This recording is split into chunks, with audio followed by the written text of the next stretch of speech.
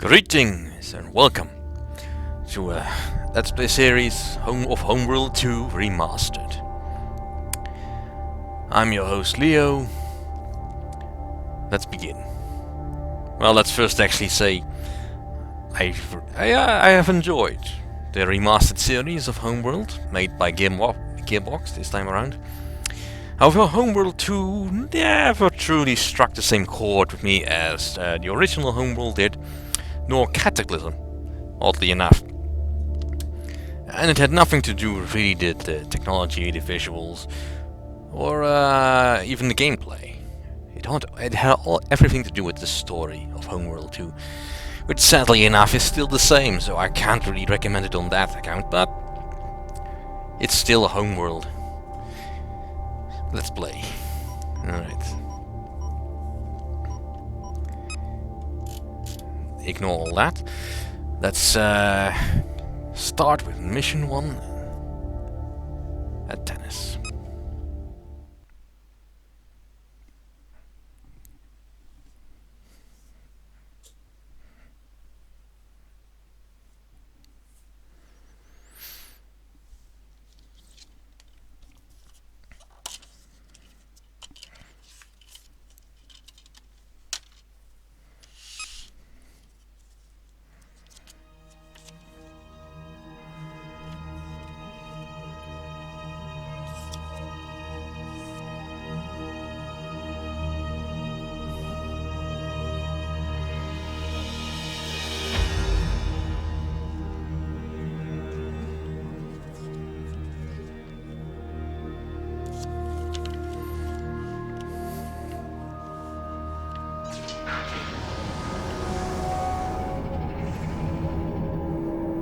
In the first time, the great hyperspace core was found.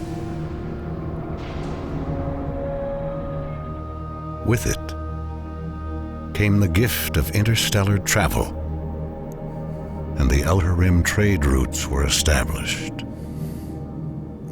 uniting the galaxy in peace.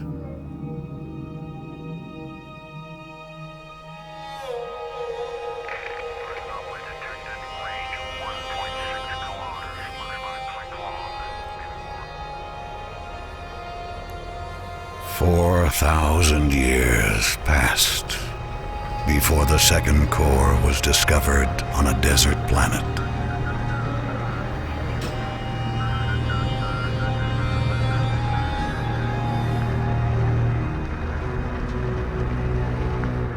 Pain and bloodshed flowed in its wake. But the exiles returned to their homeworld, Hiigara. A young woman led them across the galaxy, and it is she who will lead them again. Her name is Karen Sajuuk. This is the story of the end time. We know this because the third core has been found. Under the dark influence of this core, the Taiidan have risen under a new leader, a Vagar warrior lord named Makan. He calls himself the Sajuuk-Khar, the Chosen One. Many systems have already fallen under his shadow, and his eyes are set upon Hiigara. Deep inside the great derelict at Tanis, construction of a new mothership is underway. The pride of Hiigara. Once more, the exiles will face the coming darkness. This is Fleet Command. Stand by for hyperspace core transfer. Containment unit online. All power signatures in the green. Primary couplings released. Trajectory is good. The hyperspace core is away.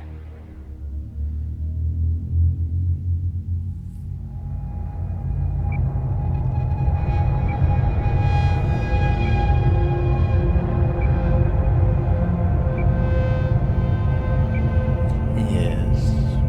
This This is Tanis Control. We have visual contact with the core. Proceed with transfer. Trajectory and alignment confirmed. Take it to 115 and initiate capture procedures.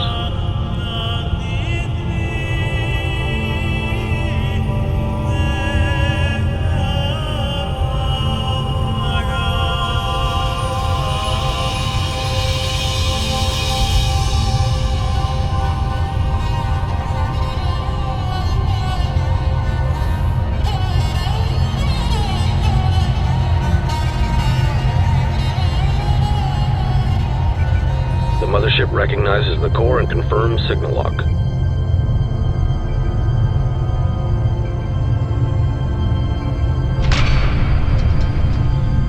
Fleet Command online. Mothership status report. Engineering online. Stand by to initiate engine sequence.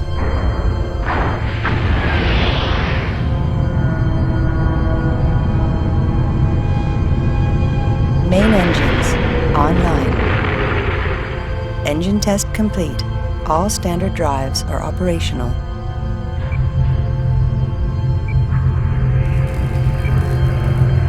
Navigation online.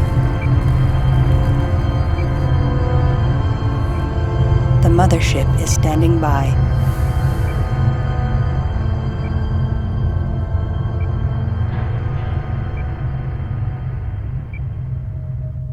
Resetting navigation.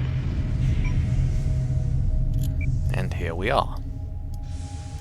This is Fleet Intelligence. Our task is to analyze sensor data and generate mission objectives. Before launching the mothership, we must conduct a series of trials to ensure all critical systems are operational. Throughout these trials, the mothership will be running with a minimal crew and will remain docked with Tanis. Once these trials are complete, we will launch the mothership and test the hyperspace core. The first trial will test the resourcing system. A resource collector is standing by. Begin retrieval of resource containers at this location. All right, we will. Ready. Simple right-clicking. Salvage target acquired. Start that. Now, I do find that opening sequence quite beautiful. Let's just put it bluntly, because they did make the game very beautiful. And even in the original Homeworld 2, which I still have, it looked fantastic, especially the sequence where it goes from storytelling black and white into the actual game engine. Beautiful.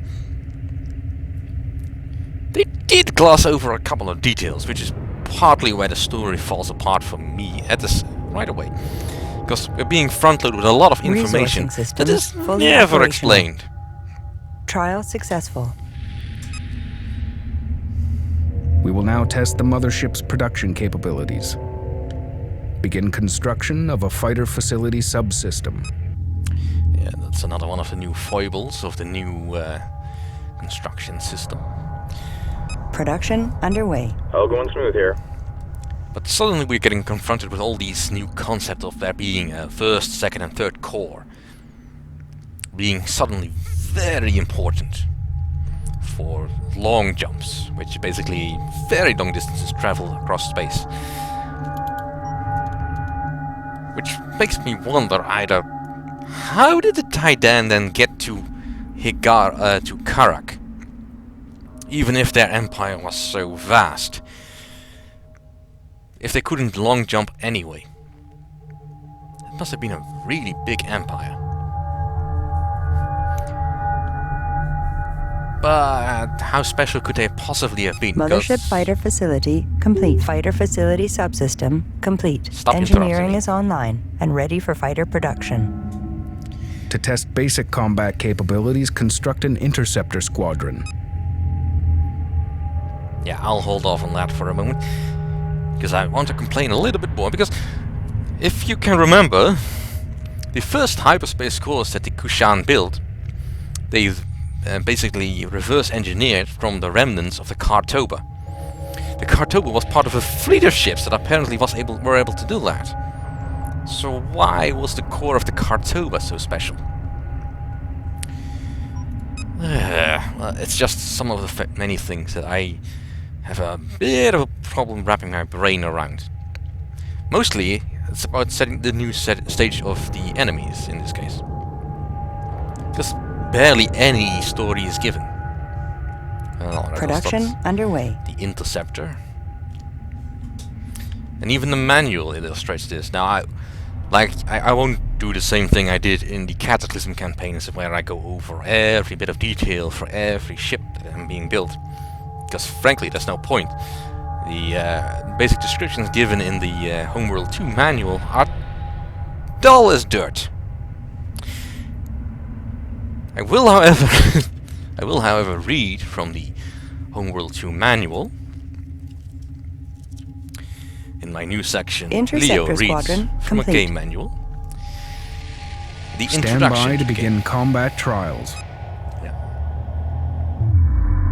Perimeter Station Chimera will assist by providing target drones. The drones are located here. Use the interceptors to destroy the target drones. I'll wait on that for a little bit of a moment. Roger. I'll make them a group. Group 1 designated. Let's just start for a moment with our heroes. Us. The Higarans. The Higarans, exiled for millennia to the desolate planet of Karak, had forgotten their past until discovering a derelict starship in the desert sands. Within lay the Guidestone, a galactic map that proved they did not belong on Karak, and reinforced the belief that Sajuuk, he whose hand shapes what is, had banished them there. The ruins revealed a second secret, an ancient hyperspace core. Building on this technology, the Higarans returned home and unseated their oppressors. Long and bitter was this journey, but the exiles at last claimed their homeworld Higara. Under the guidance of Karan Sejet, the Higarans have forged an empire spanning the inner rim. Although outnumbered, they emerged a dominant force, for they alone, with the Bentusi, possess the ability to far jump, to cross vast distances in the blink of an eye. Alright, so that's us. That's kill. Attack coordinates locked in. Alright, so all of a sudden it is very important, because even though most of the major ships are outfitted with a core that can jump, they can apparently not far jump.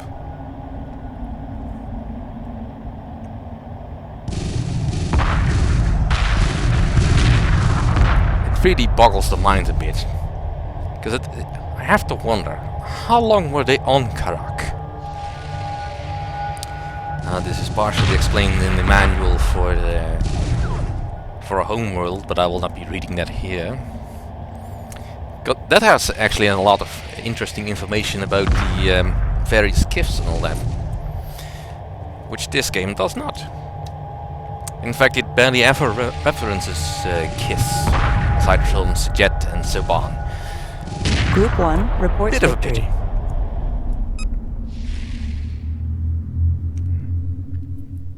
Attention Tanis Control. This is Perimeter Station Chimera. We have multiple unidentified units detected. Signal indicates Vager Bomber Strike Force. Here's the enemy. Don't they look menacing?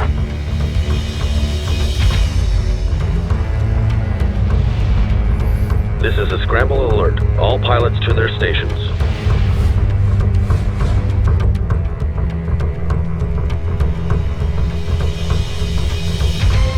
Chimera base. This is Blue Leader. Enemy units locked in. Awaiting orders.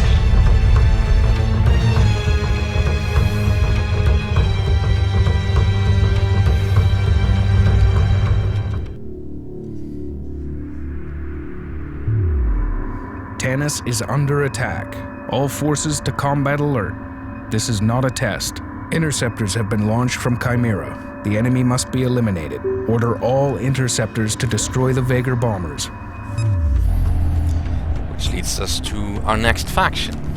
Let's actually focus on the Roger. fighters.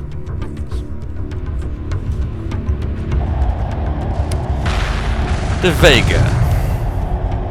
The Vega are a space-borne nomadic race, dominating the wild and lawless Eastern Galactic Fringe. Traveling from system to system on conventional drives, they enslave any race they encounter, cannibalizing their technology in the process. For centuries, they have conquered and absorbed civilizations in this fashion. As a result, the Vega are less a singular race than a conglomeration of clans, led by strong and brutal warlords in fleets known as Chimera Station Crusades. is offline. The Vega have breached the Tanis perimeter. The mothership is under attack. We cannot stay here any longer. Emergency launch underway. These crews, stand by for emergency launch. Roger that, Tanis.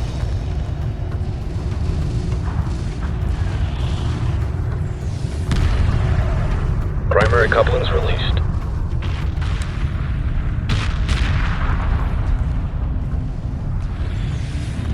She's looking good. Green line confirmed. The mothership has cleared Tanis. We are away. Multiple enemy reinforcements detected. Estimated time before contact, 2 minutes. Begin construction of attack bombers immediately. Bombers will be required to defend the mothership.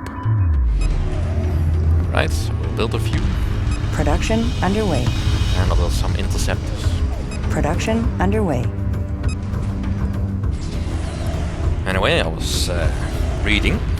Discovery of ancient progenitor relics throughout Vega history has led some warlords to believe they were the Sajuuk-Khar, chosen of Sajuuk. These messianic pretenders searched for the three keys to the hyperspace and path to Sajuuk. This changed when a warlord named Makan discovered a core deep in the Heflim ice fields.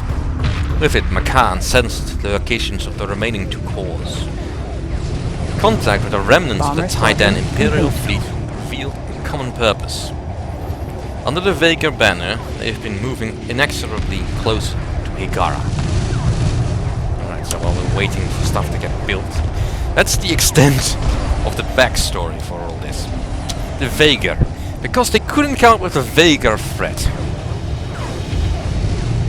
Yeah, anyway, the mothership is receiving light fire. it's kind of satisfying that the Titan are not just continuing under a different name, because they really needed to rebrand themselves after the Exile War. Anyway, it's a beginning. It's a Bomber beginning. squadron complete. Although I must say, well, I am saying, the Higarans built the most flimsy of defenses. How the heck did Tanis and our Chimera Station Awaiting further orders. lose itself so Taking damage, badly? Priority alert. Ready. The Vega are using hyperspace gates. If they are not destroyed, the enemy will deploy reinforcements through them. These gates must be destroyed. Oof, that's a very big indicator.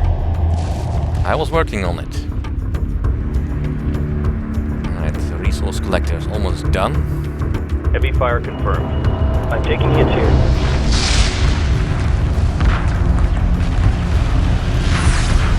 Group 1 reporting. Intercept course punched in. Bomber squadron complete.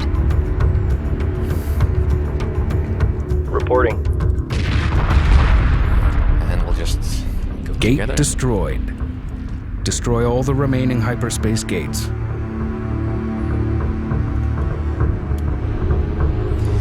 But yeah, so suddenly there's talk of progenitors and all that. And Sajuuk. He whose hand Under shapes fire. what is. Requesting orders. Copies. Basically just a fancy way of saying the god. Interceptor squadron complete. There's nothing left out here. Ready. And that's indeed just Group what 1 he is. reinforced. Lock all weapons on target. There's hardly Moving to ever intercept. any mention of that Friendlies though under during fire. the Moving in. original Under attack. Homeworld What's the call? campaign. I'm gonna turn down the music a little bit, I think. Yeah.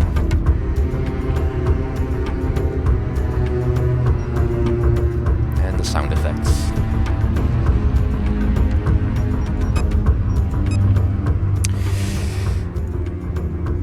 Anyway, as I was saying, there's barely any mention of it, although he is mentioned in the manual.